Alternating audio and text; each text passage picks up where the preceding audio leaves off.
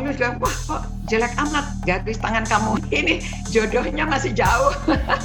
Nah, ramalan seringkali begitu. Bagi yang bersangkutan dia bisa menghitung dan itu bisa dipelajari. Nggak tahu, bergantung memang perenungan, terawangan pribadi atau berdasarkan pesanan, nggak tahu. Katanya saya menikah pas saya umur 30 tahun. Nah, itu ramalan.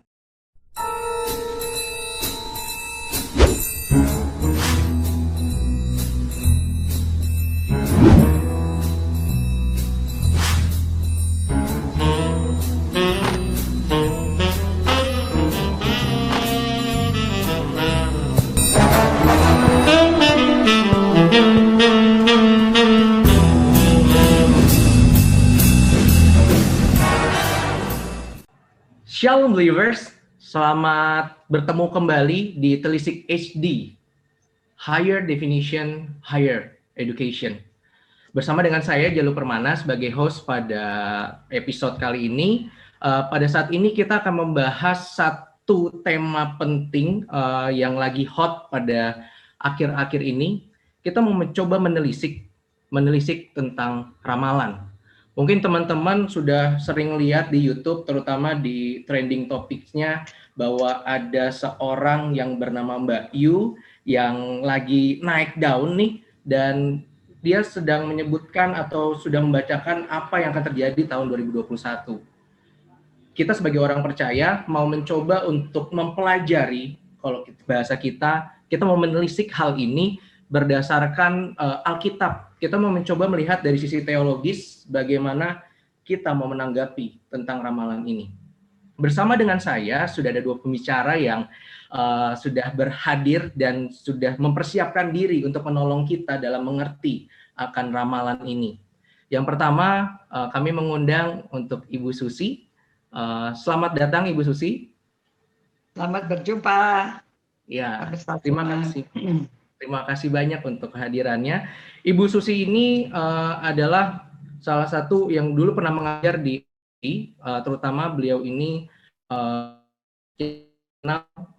istri dari almarhum Pendeta Edi Wiryadinata yang setia melayani Tuhan, dan sampai saat ini pun Bu Susi masih aktif melayani. Kalau saya sering melihat Bu Susi itu di rubriknya Gereja Baptis Pertama melayani di Impact Family, dan itu sangat menjadi berkat. Dan pada saat ini beliau akan menolong kita untuk kita mempelajari nanti dari sisi Alkitabnya, bagaimana kita mau menanggapi tentang ramalan. Bagaimana kabarnya di Sukabumi, Bu Susi? Baik? Baik, suasana dingin belakangan ini, banyak hujan. Ya, tapi bisa enjoy karena tidak panas. Oh, siap. Kemudian untuk pembicara kedua, kita mengundang pendeta yang ganteng sekali yang ada di Kediri. Kami mengundang untuk Pendeta Joko Santoso. Selamat datang pendeta. Oke, selamat siang. Ya, beliau ini juga salah satu pengajar di STBI dan masih mengajar sampai sekarang. Beliau ini juga masih aktif melayani ya Pak Pendeta ya? Ya, sekarang mengembalakan di Kediri. Oh, siap. Ya, terima kasih banyak. Iya, terima kasih banyak untuk kehadirannya. Dan kalau untuk latar belakang kenapa kita mengundang Pendeta Joko, karena memang Pendeta Joko kalau saya dengar-dengar pernah punya pengalaman berkecimpung di dunia yang kita mau bahas pada hari ini tentang ramalan. Dan harapannya nanti bisa membuka wawasan kita mengenai ramalan dari dulu mungkin yang pernah berkecimpung di dalamnya. Terima kasih banyak untuk kehadirannya Pendeta Joko Santoso. Untuk yang pertama, jadi seperti yang tadi sudah saya sampaikan, jadi memang semenjak kejadian jatuhnya pesawat Sriwijaya itu, nama Mbak Yu ini lagi meningkat. Dan kita mengetahui bahwa beliau sempat mengatakan dengan berani bahwa dia sudah melihat bahwa akan ada pesawat yang jatuh, dan itu yang membuat dia sekarang lagi naik daun. Dan terlepas dari kejadian pesawat yang jatuh kemarin, beliau juga sekarang sedang mengatakan beberapa hal yang akan terjadi di tahun 2021. Kalau misalnya ini adalah hal yang positif atau hal yang menyenangkan, itu nggak apa-apa. Tapi ternyata ramalan yang dibacakan itu banyak sekali yang membuat orang-orang itu resah, gitu Pak Joko dan Bu Susi. Nah, Iya. buat menanggapi hal ini, saya mau bertanya dulu nih kepada Bu Susi. Menurut Ibu, gimana Bu tentang ramalannya Mbak Yu ini? Bagaimana Ibu merespon ramalan-ramalan yang seperti ini? Iya. Ya, memang itu terjadi dan dia sepertinya sudah sejak tahun berapa sering meramal ya. Nah, ini kan orang ramalan itu kan melihat sesuatu yang jauh apa yang akan terjadi, walaupun dia tidak dapat mengatakan persis. Kalau saya lihat itu memang ada orang tertentu, rupanya memang punya bagaimana ya, Tuhan kasih dia mempunyai sense yang bisa melihat ke depan, atau mungkin kalau dia istilahnya nerawang ya, dia menerawang dan dia melihat, dan dia katakan ini karena acara ini saya lihat 2 video yang dimuat. Yang pertama dia melihat bahwa antara Januari sampai Juli ya, dan terjadinya Januari waktu kapal jatuh itu. Lalu yang membuat resah itu dia bilang nanti akan ada jarahan, akan ada itu ya, banyak isu-isu yang membuat orang sampai pergantian presiden. Jadi kalau saya lihat itu memang mungkin ada orang memang diberi Tuhan, entah apakah khususnya dari dulu tuh banyak ramalan seperti Joyo Boyo. Orang percaya banget. Orang percaya banget bahwa itu akan terjadi.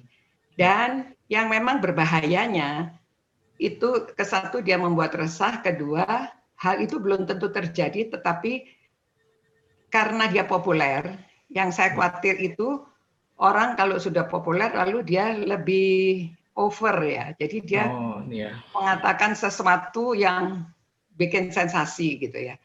Karena orang nanti kalau ramalan seperti orang kan ada ramalan tuh yang kadang-kadang pakai sarana seperti ada yang lihat jari tangan, garis tangan, ada yang pakai kartu, ada yang ya jadi ada media lain-lainnya. Nah, saya lihat itu yang berbahaya kalau orang percaya. Jadi nanti dia akan mencocokkan keadaan dengan ramalannya. Ya seperti saya punya murid ya, murid sekolah minggu. Dia bilang, tiba-tiba orang lihat tangan saya. Lalu dia, wah kok jelek amat garis tangan kamu. Ini jodohnya masih jauh. Aduh, siap. Dia katakan, kamu ini susah dapat jodohnya apa gitu. Jadi kan dia sih bilang, karena dia murid sekolah minggu, dia bilang, saya nggak gitu percaya sih, tetapi masa sih? Tapi dia bilang nggak percaya, tetapi dia pikirin, ya. Siap. Nah itu sebabnya kalau saya bilang apakah ramalan orang yang umum itu betul atau tidak, saya sendiri tidak bisa mengatakan 100% betul atau tidak, karena kenyataannya seperti yang dia ramalkan, akan ada kapal jatuh, dan ada terjadi, dan apalagi dia bilang ada birunya, ada merahnya gitu ya. Sebetulnya saya waktu kecil pernah diramal. Karena orang tua kan dari dulu itu pekerjaan ya, kadang-kadang itu menjadi pekerjaan orang yang merasa bahwa dirinya bisa meramal. Jadi orang itu datang berkunjung ke rumah, lalu kami satu-satu tuh diramal. Dia melihat saya, tapi dia tahu saya punya kakak laki-laki 2, adik laki-laki 2. Lalu saya di tengah. Lalu dia, ya untungnya ramalannya bagus. Dia bilang, kamu ini beruntung nih, hoki. Kamu hidupnya akan enak terus. Ya dibilang begitu ya senang aja. Dia bilang karena ada kakak laki-laki 2 di atas, adik laki-laki 2 di bawah, pasti saya dilindungi. Saya itu. Nah, orang meramal begitu, walaupun kita itu kan tidak bergantung dari ramalan dia, tetapi itu bisa diingat terus loh. Memang itu menyebabkan kita ingat. Dan ya keadaan saya baik itu karena berkat Tuhan. bukan juga jadi ini. Jadi saya betul-betul karena tidak pengalaman seperti begitu ya. Kalau kejadian kadang-kadang itu apakah orang itu mengatakan dalam keadaan sadar atau tidak sadar. Jadi kalau secara tidak sadar, saya pun pernah mengatakan sesuatu dan itu terjadi. Iya. Itu Makasih misalnya, banyak, Suti. iya. Ya, terima kasih banyak untuk kesaksiannya tadi, dan beberapa materi tadi kita udah mengetahui bahwa kalau ramalan itu ya bisa terjadi, bisa enggak, dan kalau tadi saya memperhatikan memang ada kayak semacam cocok logi, dan jadinya itu jadi teringat-ingat, dan jadinya ya istilahnya jadi kebawa gitu. Terima kasih banyak tadi untuk sharingnya. Tapi kalau misalnya sekarang berangkat dari Pak Joko nih Pak, kalau misalnya orang bisa ngeramal tuh gimana sih Pak? Dan menurut Bapak secara singkat saja, emang ramalan tuh sebenarnya gimana Pak caranya? Kalau misalnya Bapak mungkin pernah punya pengalaman lihat ke sana. Oke, perlu direvisi. Iya. Sebenarnya saya bukan pernah punya pengalaman meramal. Nanti orang bisa salah menilai, bisa datang ke rumah minta petunjuk hari baik, wah repot ini gitu ya. Yang pasti namanya ramal. Ramal itu kita tahu orang berpikir sumbernya dari Tuhan. Kalau saya malah enggak. Saya berpikir itu bukan dari Tuhan. Yang namanya ramal kalau orang tidak percaya Tuhan pasti bukan dari Tuhan. Nah, oleh karena itu yang namanya ramalan bisa iya, bisa tidak. Tergantung kalau menurut saya itu tujuan yang ingin dicapai apa, niatnya apa, motifnya apa, itu mempengaruhi apa yang akan diramalkan. Misalnya ini sekedar pergaulan, dulu kan ada nomor itu dihubung-hubungkan gitu. Oh 7 sama 4, oh 11, kalau begitu bayarlah nomor 11 misalnya. Itu kan bisa dihitung-hitung begitu. Nah ramalan seringkali begitu, bagi yang bersangkutan dia bisa menghitung dan itu bisa dipelajari berdasarkan kebiasaan-kebiasaan yang berlaku. Kalau itu misalnya sesuatu yang belum bagaimana, ya mungkin itu bisa memikirkan ke depan dengan menghitung-hitung berbagai kemungkinan.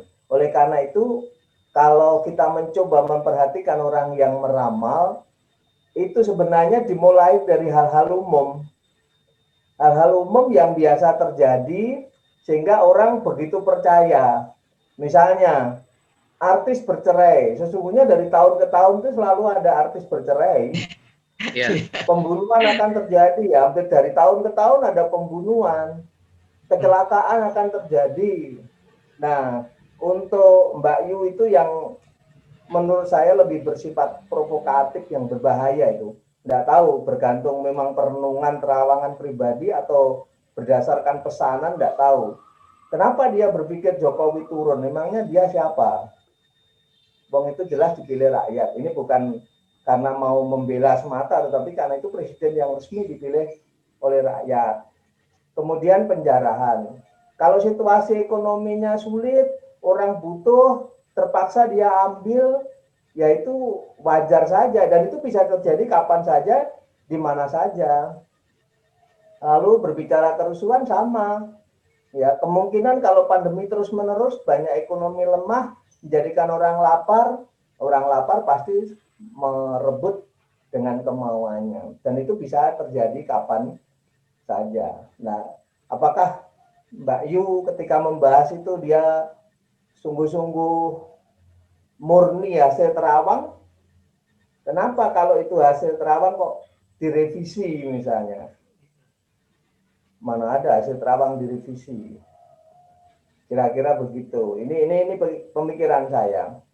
Lalu mengenai ramalan bisa jadi, bisa enggak.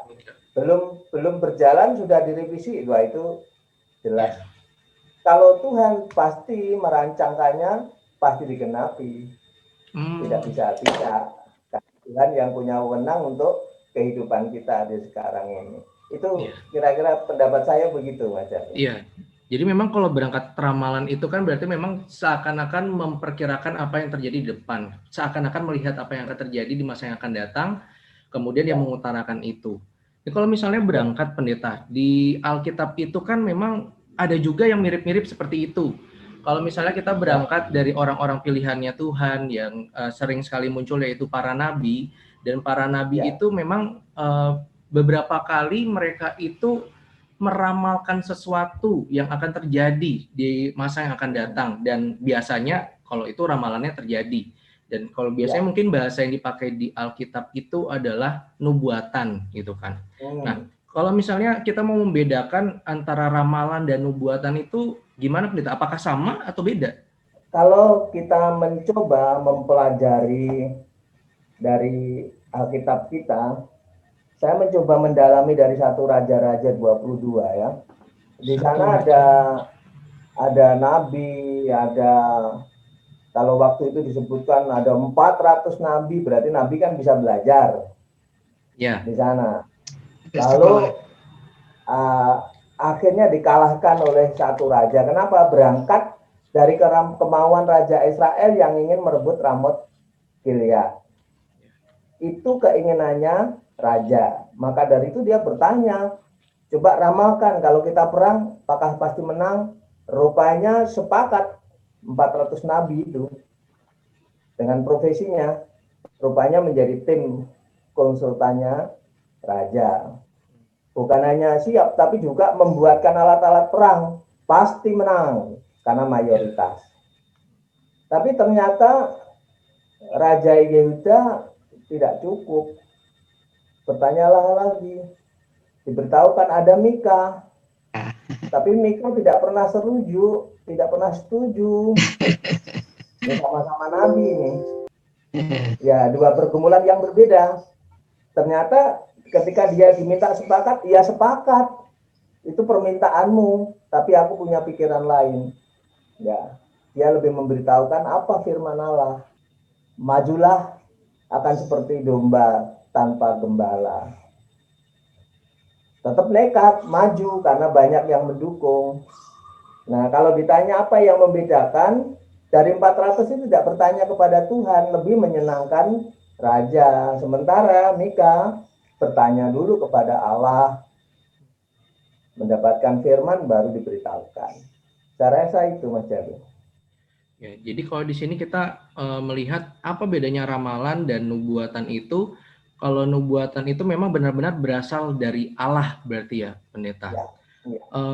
Oke, kalau misalnya itu yang membedakan, kalau misalnya itu terjadi di Perjanjian Lama, bagaimana ada seorang nabi yang memang bisa menubuatkan benar-benar apa yang menjadi firman Allah dan benar-benar terjadi.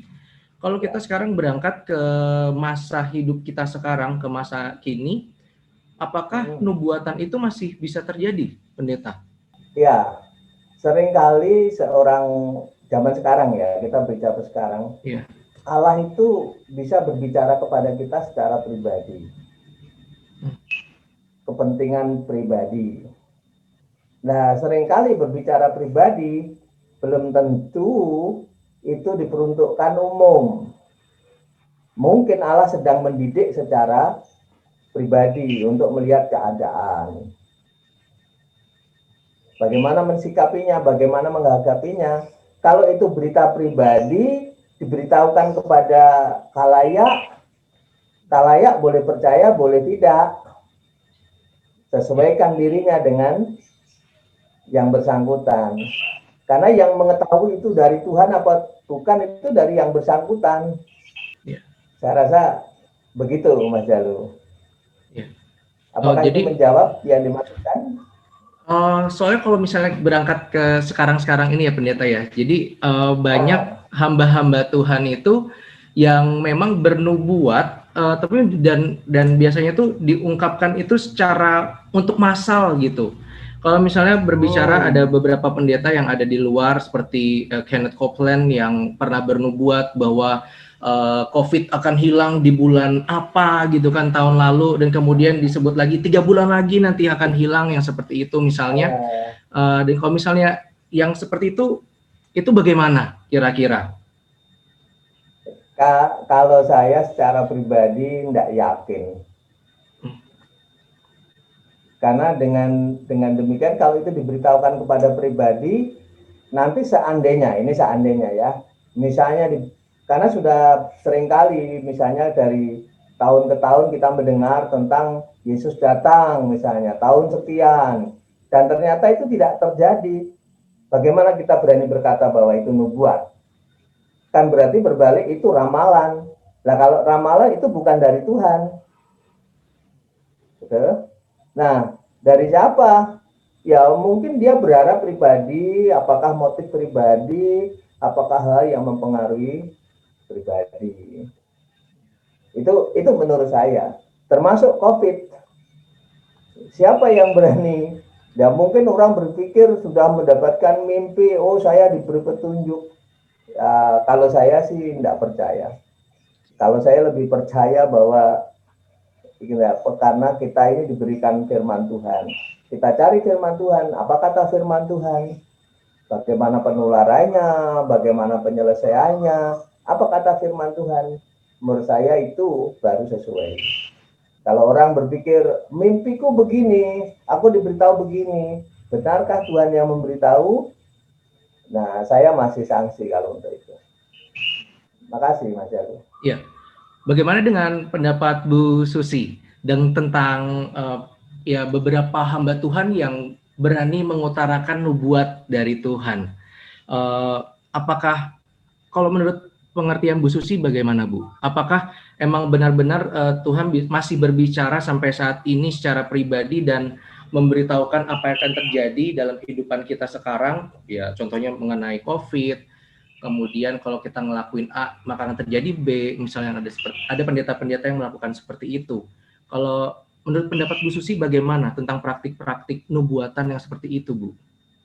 Oke, saya baca dari 2 Petrus pasal 2 ayat 21 itu mengatakan sebab tidak pernah nubuat dihasilkan oleh kehendak manusia tetapi oleh dorongan Roh Kudus orang-orang berbicara atas nama Allah.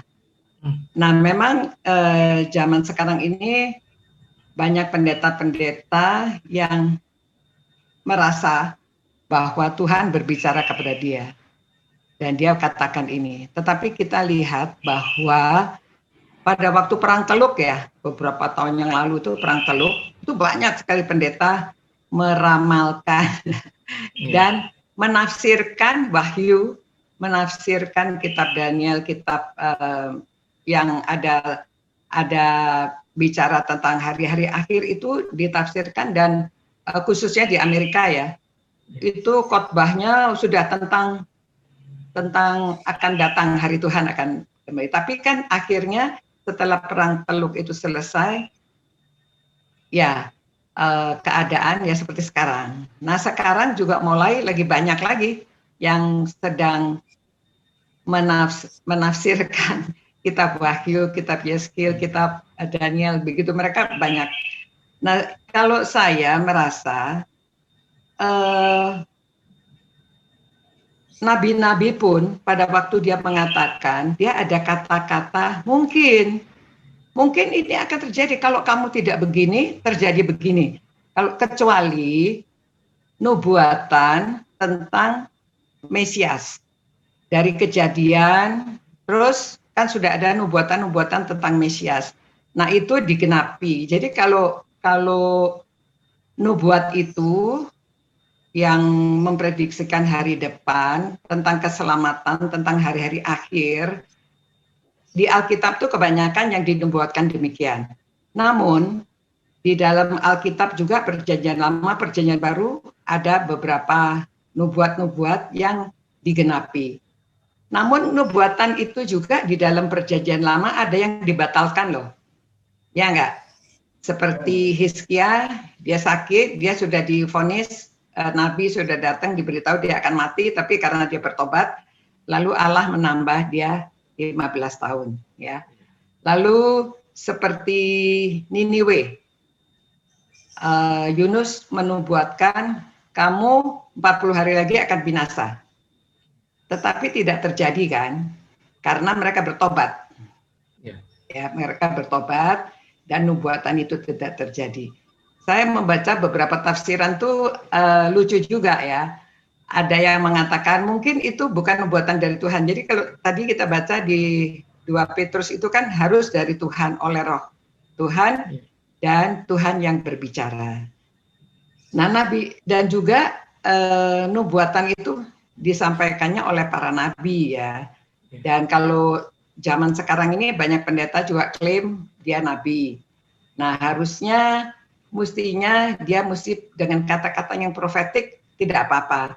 Apa kata firman Tuhan? Firman Tuhan mengatakan ini akan terjadi demikian, misalnya mengenai penyakit.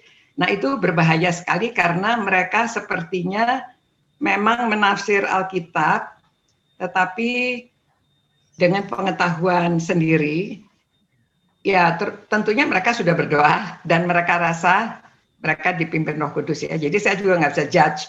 Namun apa yang terjadi itu terlalu dipaksakan dan juga mereka terlalu berani mengatakan ini pasti terjadi, misalnya COVID 3 bulan lagi selesai. Nah, sekarang apa yang bisa dia katakan karena tidak selesai kan? Sampai sekarang semakin banyak dan tidak selesai. Nah, nanti dia mungkin cari lagi yang lain. Nah, ini sebetulnya menurut saya apakah ya kadang-kadang orang apakah ingin popularitas, apakah ingin bahwa dia itu merasa dirinya itu ditunjuk oleh Tuhan untuk berbicara, dan banyak orang yang sering mengatakan Tuhan berkata pada saya ini akan begini-begini. Nah, saya rasa kalau nubuatan itu harusnya untuk membangun juga ya, kan karunia nubuat itu kan untuk membangun jemaat.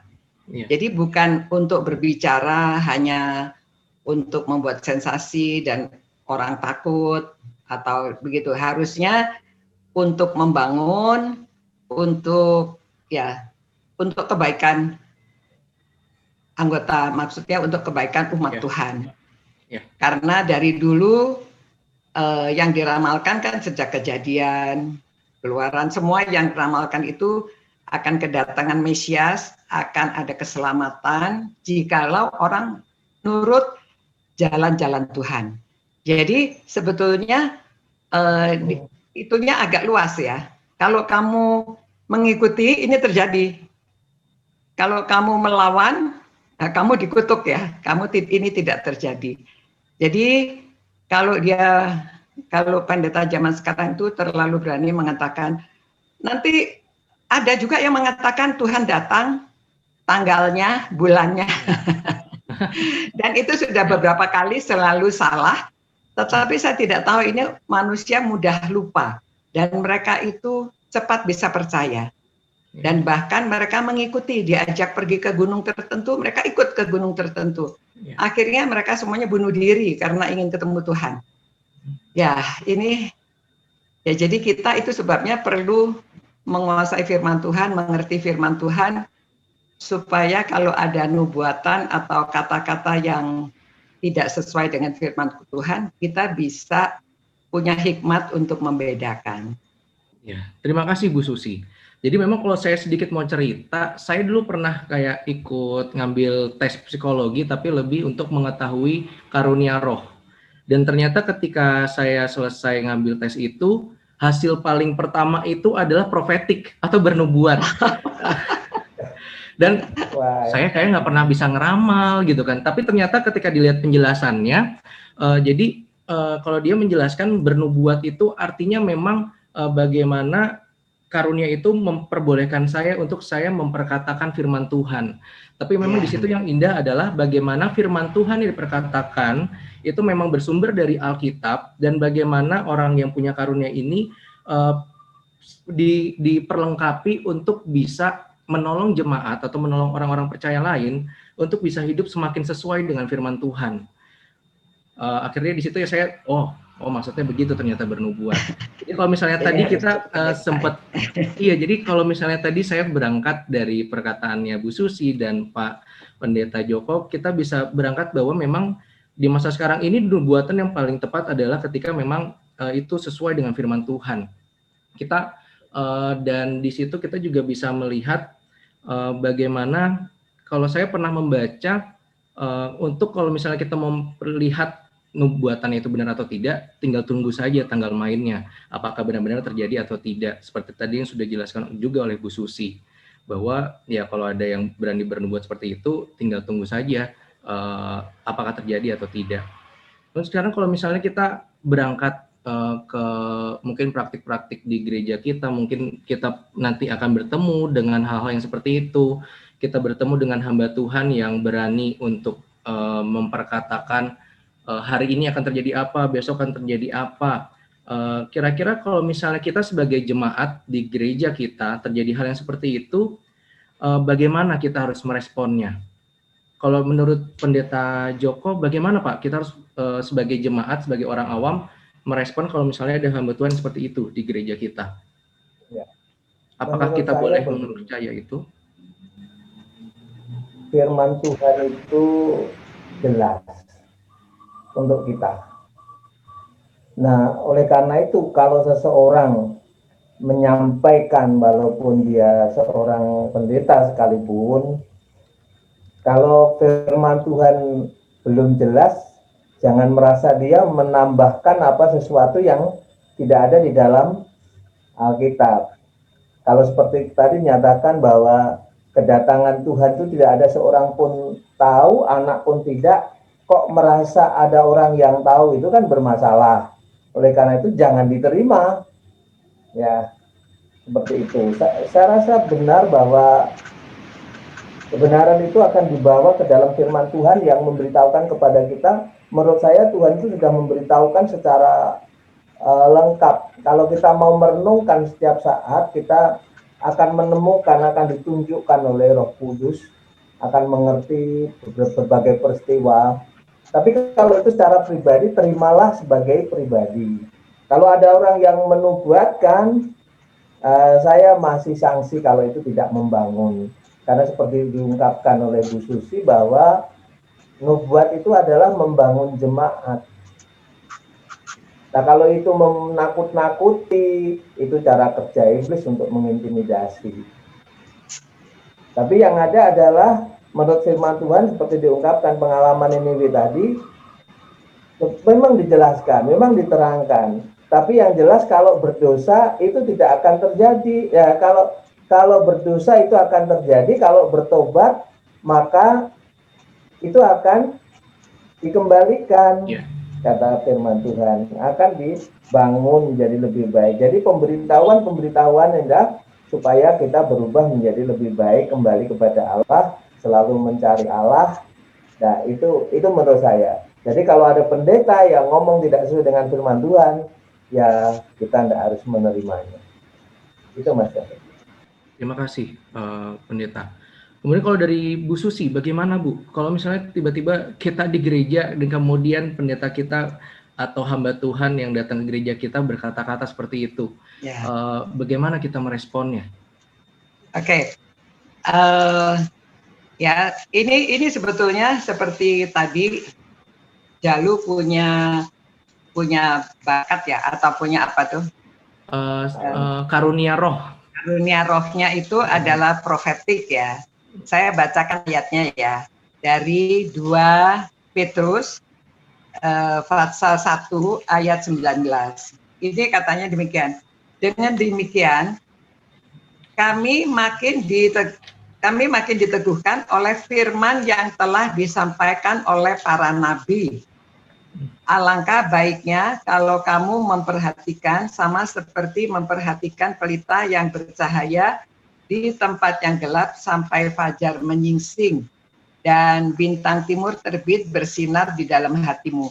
Tapi dalam bahasa Inggrisnya ya, firman yang telah disampaikan oleh para nabi itu dia bilang begini, and we have the prophetic word. Jadi prophetic word itu adalah firman yang sudah disampaikan oleh para nabi. Jadi betul kata Jalu tadi bahwa Jalu punya karunia untuk menyampaikan firman Tuhan.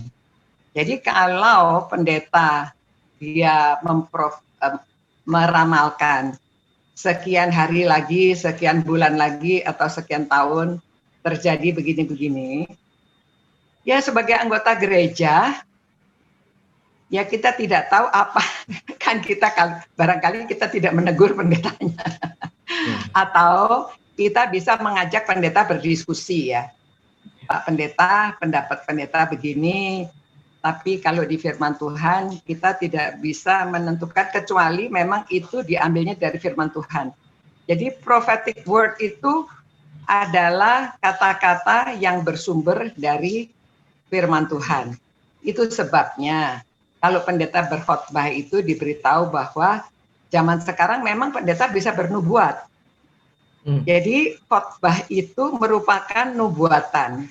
Karena khotbah itu misalnya diambil dari firman Tuhan. Kan firman Tuhan itu adalah tulisan yang diilhamkan Allah. Memang bermanfaat untuk mengajar, untuk menyatakan kesalahan, untuk memperbaiki kelakuan, dan untuk mendidik orang dalam kebenaran.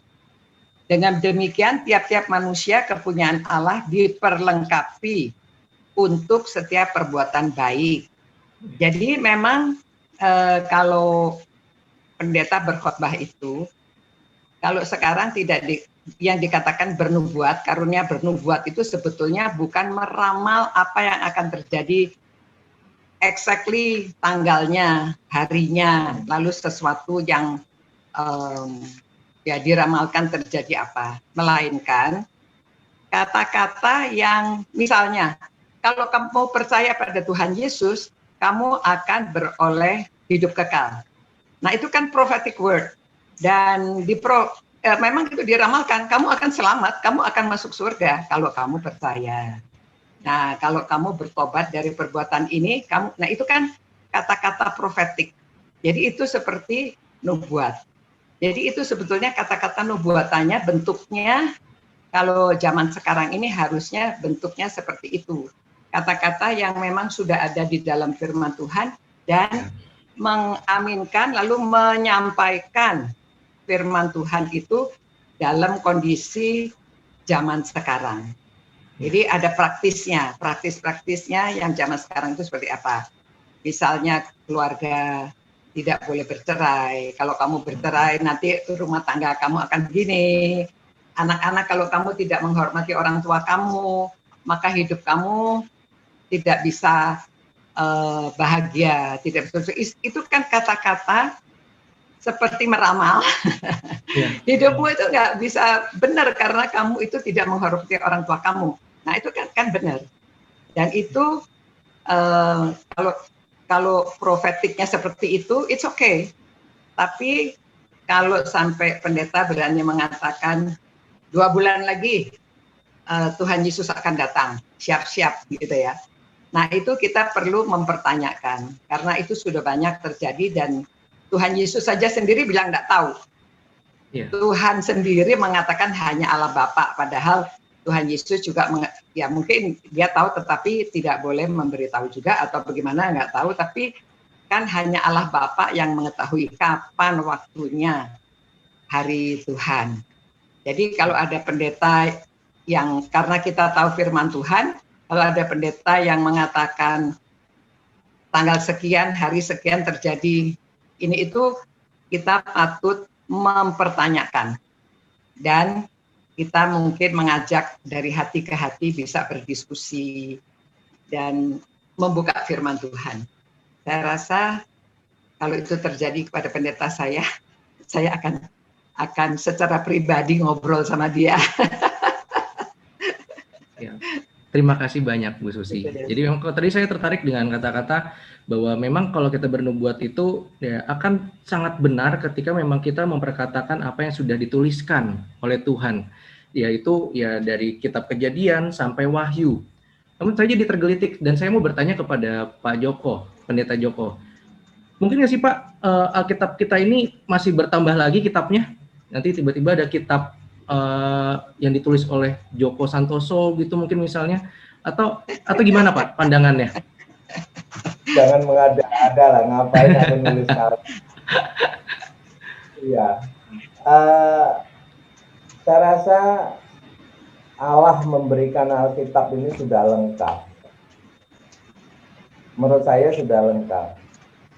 Termasuk ya situasi yang sedang hangat masalah COVID ini. Jadi mana Pak, ada Alkitab, nggak ada tulisan COVID di situ. Nah, waktu itu nggak ada COVID, yang ada penyakit sampar, Sampar. yang bergerak gitu ya. Nggak ada. Tapi kan Tuhan sudah memberitahu kita. Ya, jadi jelasnya lewat Alkitab ini dari Kejadian sampai Wahyu sudah banyak diceritakan. Apakah termasuk COVID? Kalau saya memahaminya iya.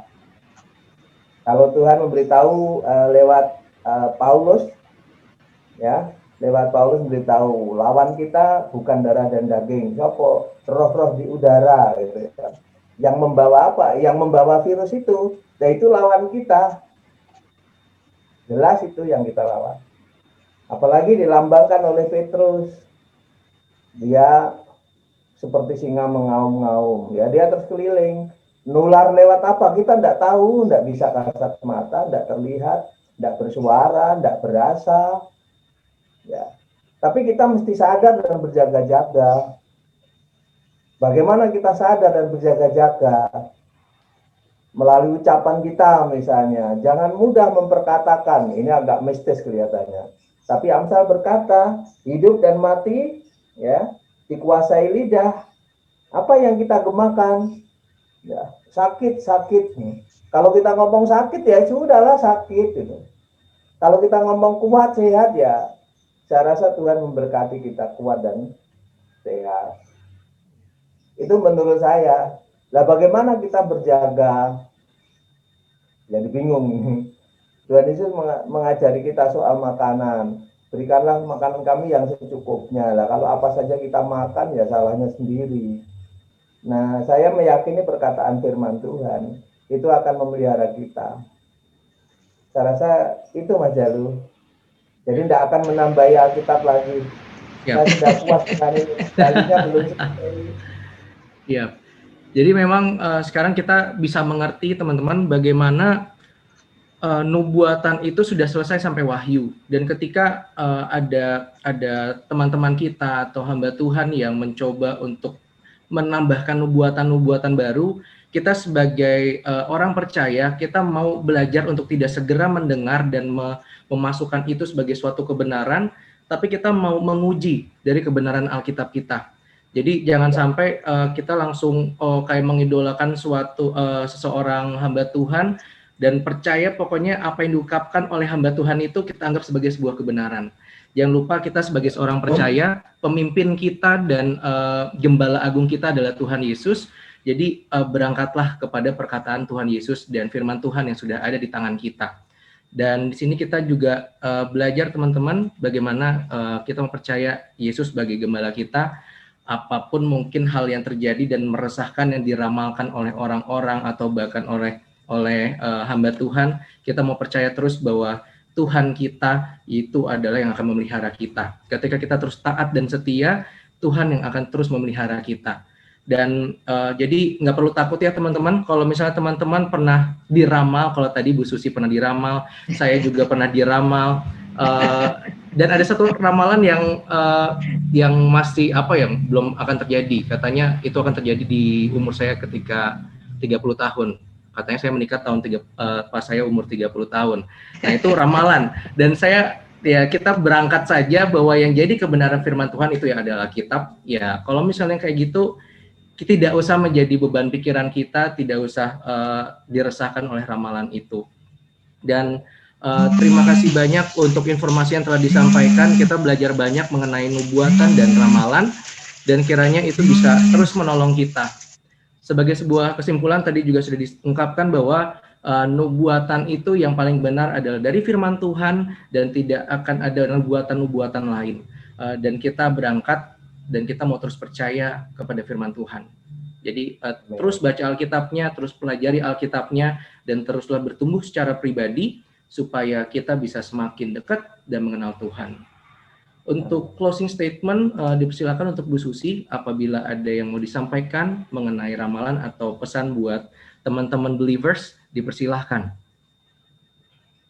Ya, pesan saya supaya saudara-saudara rajin membaca firman Tuhan dan mengerti isi dari firman Tuhan, supaya kita tidak mudah dimelencengkan supaya tidak mudah percaya akan sesuatu yang dikatakan yang tidak sesuai dengan firman Tuhan.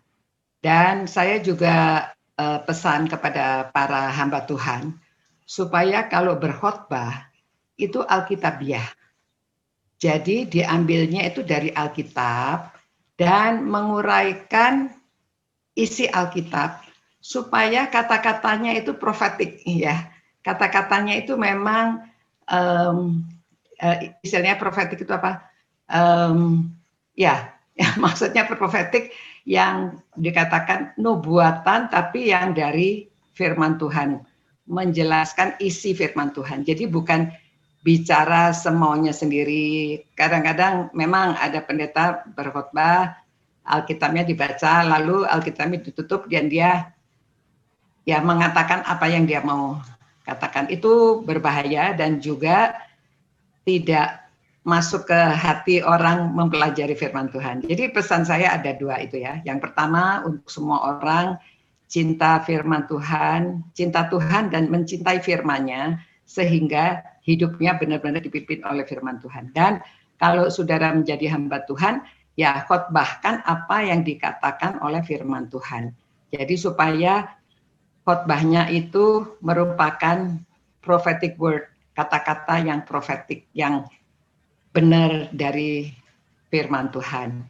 Mungkin untuk soal ramalan ini, jadi saudara tidak perlu mencari sensasi dengan meramalkan.